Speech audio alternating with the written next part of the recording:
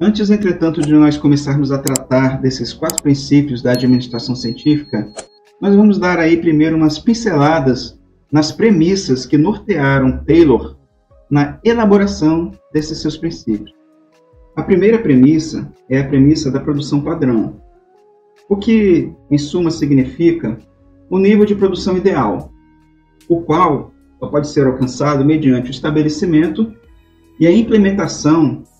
da única maneira certa de fazer o trabalho, e também pela determinação da pessoa certa para executá-lo. Pode-se dizer que esta premissa é constituída por 3 elementos, os quais são a única maneira certa de executar o trabalho, o homem de primeira classe e o meio ambiente de trabalho. Por única maneira certa de executar o trabalho, nós devemos entender que cada tarefa de um operário deve ser fragmentada até os seus movimentos mais elementares, e que a partir daí sejam consideradas as diferentes alternativas para cada movimento, as quais devem ter o seu tempo cronometrado,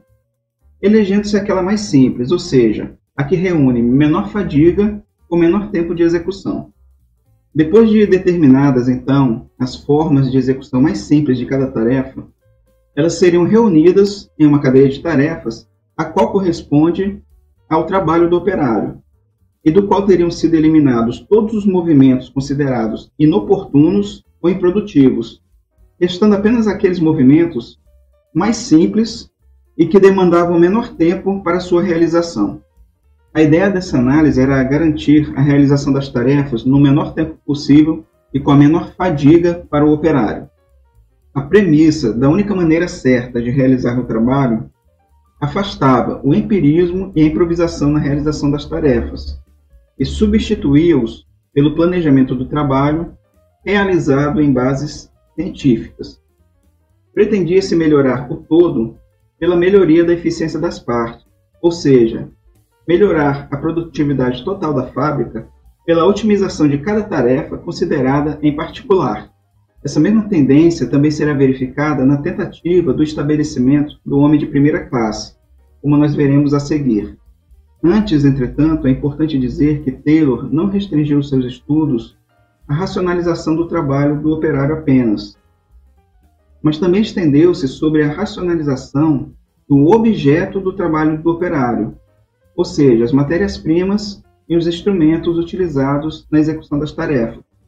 Isto é especialmente notável em seu livro On the Art of Cutting Metals, escrito em 1906, no qual define o tipo de pá ideal para cada tipo de material. Desses estudos decorre também a padronização do aparato e do próprio ambiente de trabalho, de modo a reduzir-se a variabilidade no processo produtivo,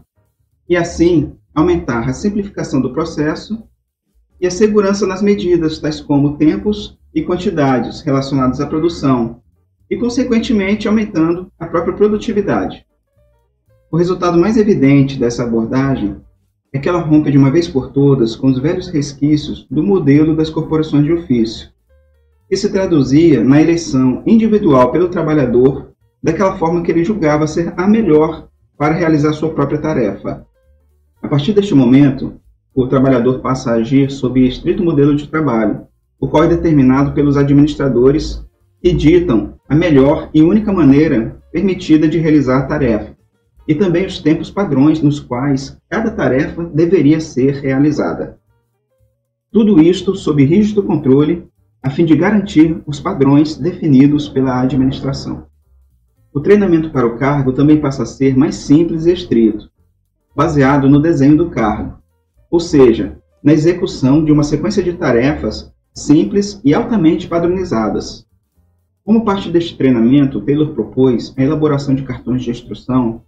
que continham o passo a passo de toda a operação a ser realizada pelo empregado, de modo que este conhecesse previamente todas as tarefas que ele deveria realizar. A gente pode dizer também que existe uma subpremissa da única maneira certa de executar o trabalho, que é a manutenção de um rígido controle sobre o desempenho das tarefas, para garantir que elas ocorram conforme os padrões esperados. O segundo elemento da produção padrão para Taylor é o homem de primeira classe. que determina que, para cada tipo de trabalho, há um sujeito especialmente adaptado para sua execução. Segundo Taylor, o trabalhador ideal era aquele que executava as tarefas da maneira planejada pela administração, sem questionar e da maneira mais eficiente possível. Um terceiro elemento da produção padrão é o do meio ambiente de trabalho. Segundo Chiavenato, as condições do ambiente de trabalho são determinantes para a produtividade, pois envolvem o bem-estar físico e reduzem a fadiga do trabalhador. Tais condições referem-se à adequação de instrumentos e de ferramentas de trabalho às tarefas, e à racionalização do fluxo de produção pela disposição correta do arranjo físico de máquinas e equipamentos, o chamado layout. Refere-se também à melhoria das condições físicas do meio ambiente de trabalho, considerando elementos tais como ruído, iluminação, ventilação e limpeza, e fatores que aumentem o conforto do operário no trabalho, bem como a introdução da mecanização de rotinas, como, por exemplo, a adoção de contadores e de transportadores, com vistas à redução da fadiga e à eliminação dos movimentos desnecessários realizados pelo operário. Se você ficou com alguma dúvida ou deseja que eu explore melhor alguns dos assuntos tratados na aula, deixa aí embaixo nos comentários que pode ser que eu grave um novo vídeo tratando melhor do assunto que você indicou. Muito obrigado por assistirem este vídeo até o final e até a próxima aula.